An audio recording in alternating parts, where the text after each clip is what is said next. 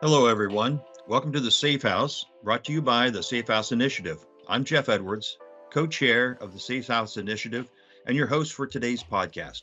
I'll tell you what, Tawana, last week, Jane Waring took us on what an adventure for business interruption claims litigation.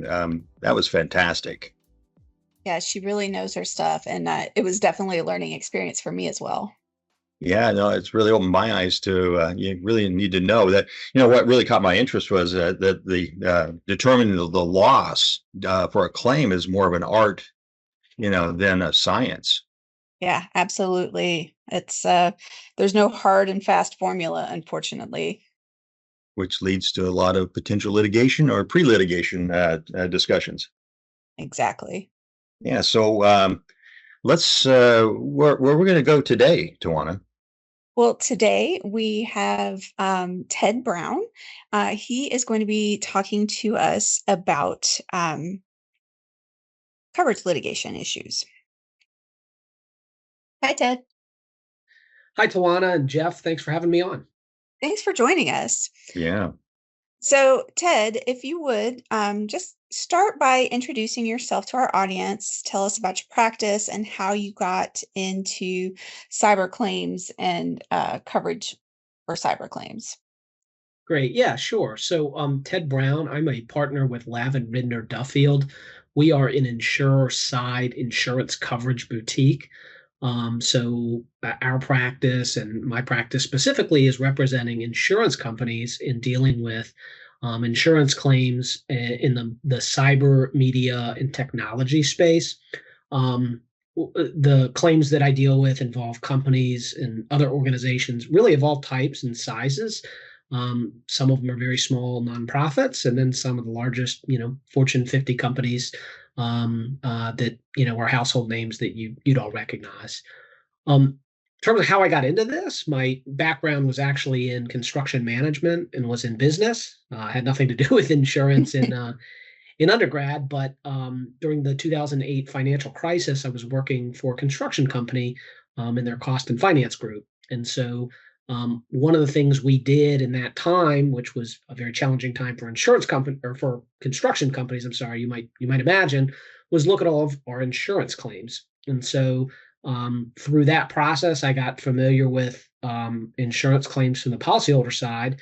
And I was in law school at the time. And so I took an interest to it and sort of springboarded that experience to decide I wanted to go into insurance coverage law after I graduated from law school. And that's exactly what I did. Wow, that's a fascinating journey. Yeah, it's been fun, and obviously it's still ongoing.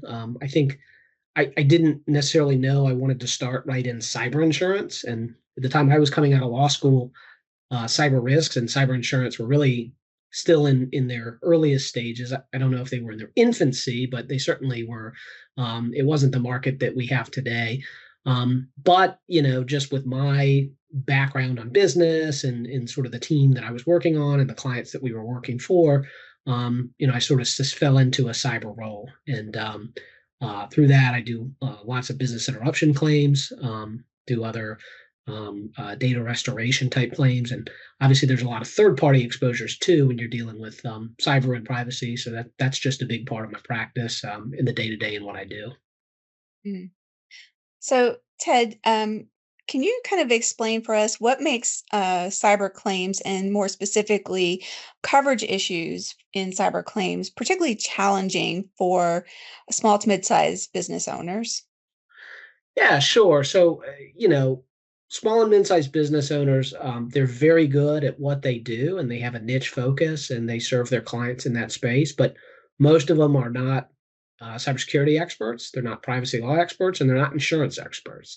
And so I think when you are dealing with a cyber insurance claim, you're dealing with both cyber issues, which they may be unfamiliar with, and coverage issues, which they may be unfamiliar with. So I think it's there's a lot of unknowns and uncertainty for small and medium-sized businesses, and I think that's where some of the confusion or some of the challenges really stem from.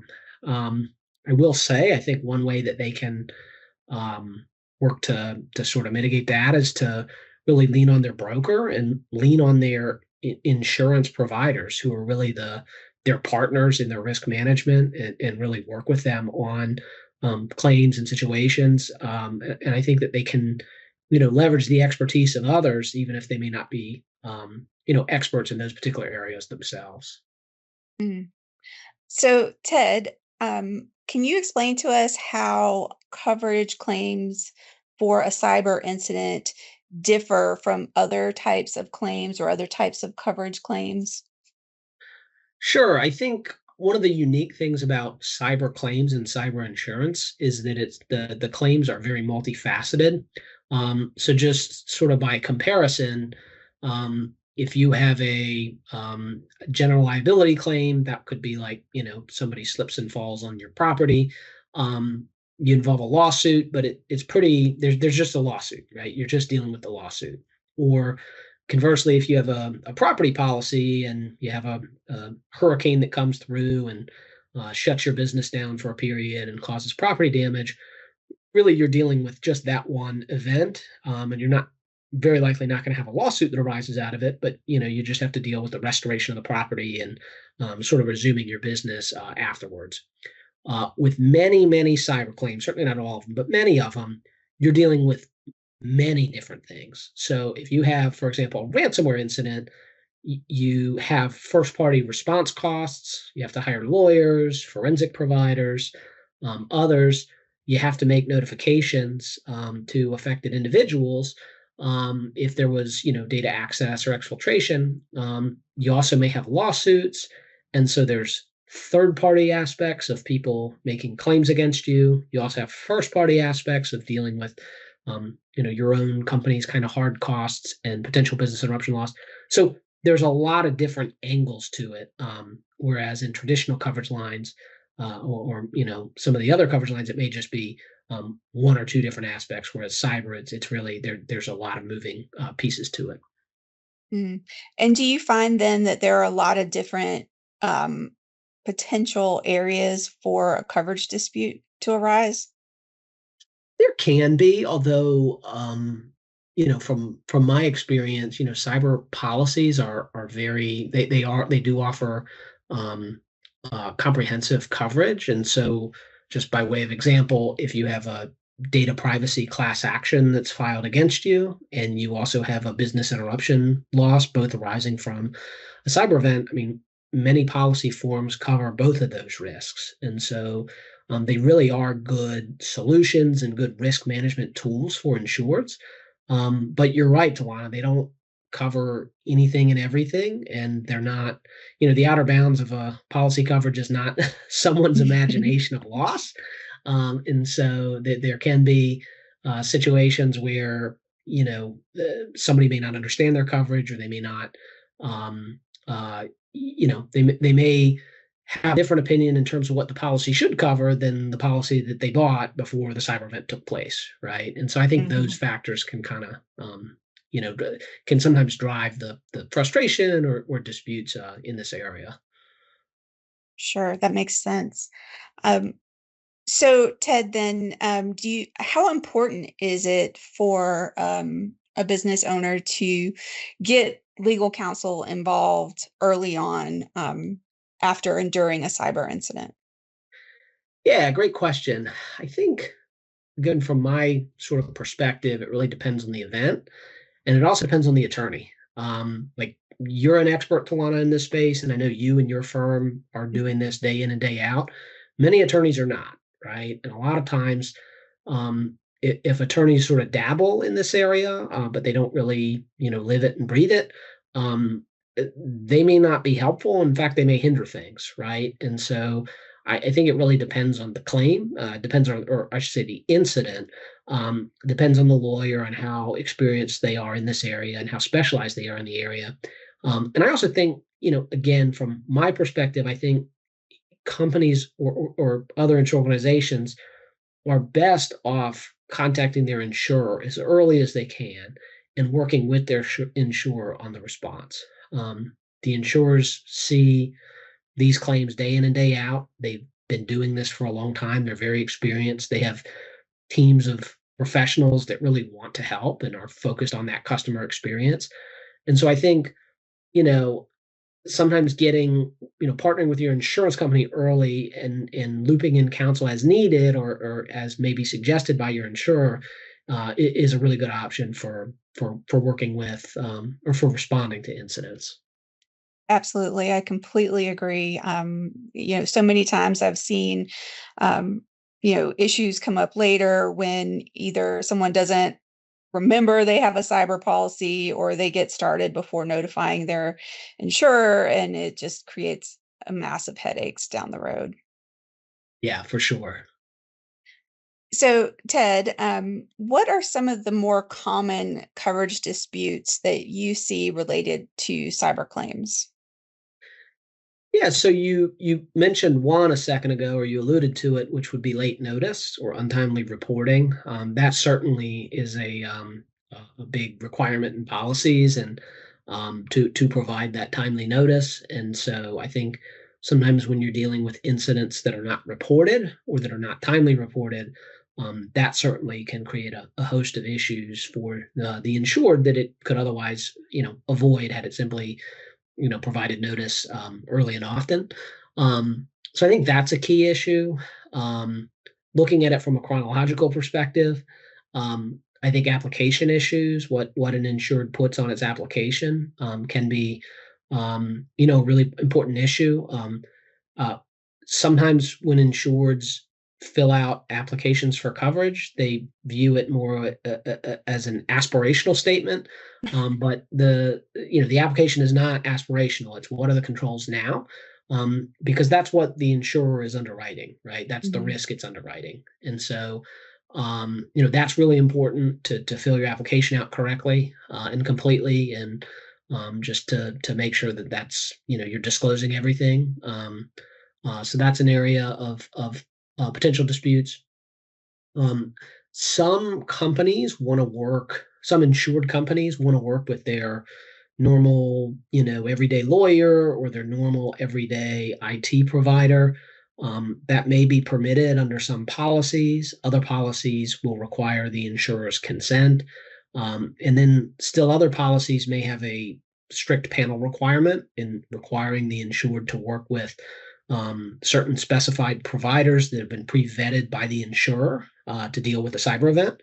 Um, I think in my experience, those providers they you tend to have a better experience when you're working with those on panel providers, and so I think it's a win-win for everyone for insureds to really work, partner with their insurance company and figure out the best team for the particular event. But again, not everybody takes my advice, and so it doesn't always work out that way. But that certainly creates an issue. Um, Two others just to sort of touch on. One would be betterment. Um, Many insureds, when they've gone through an incident, they have resolved that they never want to go through it again. They may have, sort of an edict from upper management to spend whatever you need to spend to make sure it doesn't happen. And a lot of times, companies or other organizations will spend a lot of money on improvements, and their focus will be on improving their security. Insurers love that, but those improvements are not covered by insurance in virtually all instances, with some very specific exceptions. And so I think some insureds think that because their security before was deficient, that the policy will make them better, and generally speaking, insurance doesn't do that. It just brings you back to where you were. It doesn't bring you back to where you should have been. And then the final area where we sometimes see disputes is with respect to business interruption.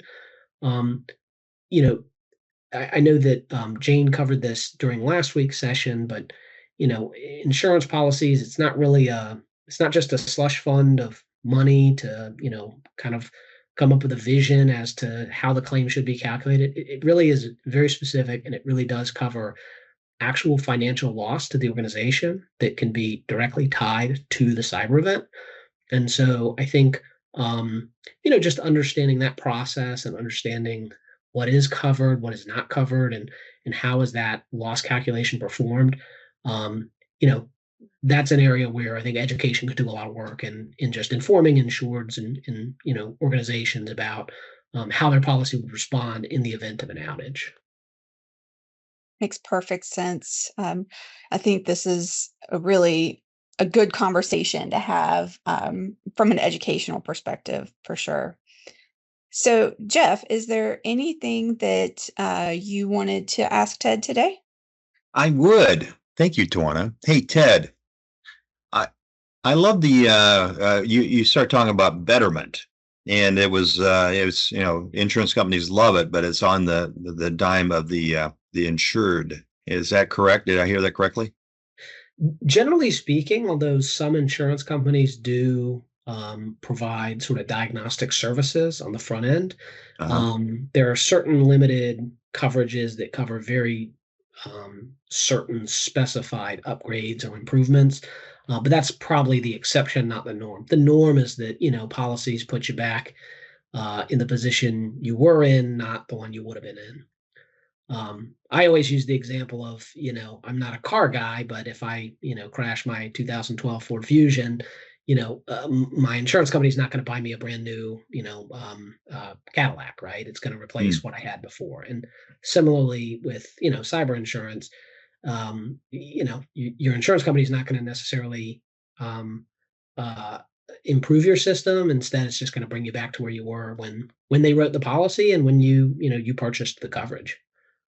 Yeah, yeah, and so one of the things I do ask. So thanks for that. But one of the things I do ask all of our guests is that if there's one thing, a step in the right direction, the one thing that can be done today that our audience could do to maybe eliminate the headaches that you foresee for somebody in a claims litigation, what would that be? I think from a process standpoint, I think just proactively working with your insurance company, with your Yeah. insurance broker, and any sort of team members you have on board, whether they're managed security providers, whether outside Yeah. counsel, or other vendors, to sort of have a game plan. Ideally, print the game plan out so that if you're is if you have a cyber attack and your plans on your computer doesn't do you much good. So print it out, have phone numbers, have emails, be ready to engage. I would say if, but it's really when something happens. So I think that's most important thing from a process standpoint. Um, I'm not, the most technical of people, but I will say that probably a very very common refrain I hear is that um, a, a compromise came through access to the network that was not secured by multi-factor authentication, so Yeah. MFA. And so, Yeah.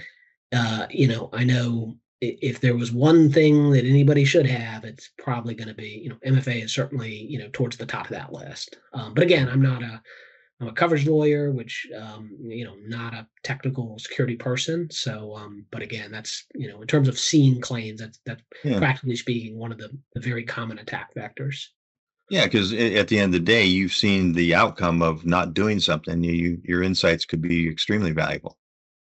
Yeah, and I will say though, I often say companies, organizations going through a cyber attack, it's important to know that there is a light at the end of the tunnel. It's hard to see when you're in it, um, but for most, most companies dealing with, say, a ransomware attack, it is the most catastrophic day of maybe their professional Mm. career.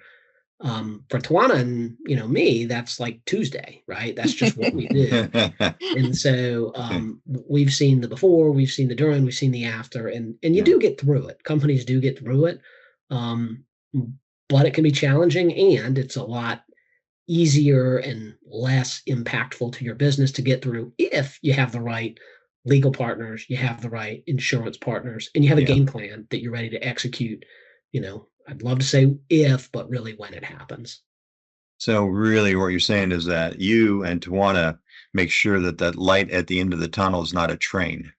Exactly. It's a good way to Ah. put it. Well, Ted, I tell you what, fantastic insights. Really enjoyed it, and you're going to help a lot of people with your advice and your knowledge. So I thank you so much on behalf of Tawana and the rest of the Safe House Initiative team and all of our audience. Thank you. Thank you for having me. Yeah, well, you're welcome back anytime because we have a lot more to ask you. But hey, Tawana, Hey, we've Jeff. had quite a summer, haven't we? Oh my gosh, it's been fantastic. A It, lot it, of good it insights from some really good experts. well, I tell you what, we've had fan mail from all over the world, and they love you as my co-host. Oh, Jeff, you're being silly now. No, I'm not being silly. I'm telling you the truth.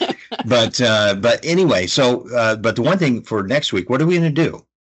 Well, next week, Jeff, I think you and I are going to kind of do a recap of what we've learned over the Yeah. summer. Some common themes that we heard over the course of the summer, and kind of just talk about, again, why there's such a low uptake of cyber insurance. Yeah, no, I'm looking forward to it. It's been a fabulous summer. You've been a wonderful co-host. I would love to do it again with you sometime. And thanks for everything. Well, thank you, Jeff. I appreciate it. It's definitely been fun for me as well. That's our podcast for today. I'm Jeff Edwards for the Safe House Initiative.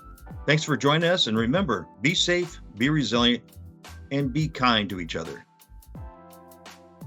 For more information about the Safe House Initiative, please use your mobile device to scan the QR code on the screen or send us an email at info@safehouseinitiative.org or visit us on our website, safehouseinitiative.org. We look forward to hearing from you.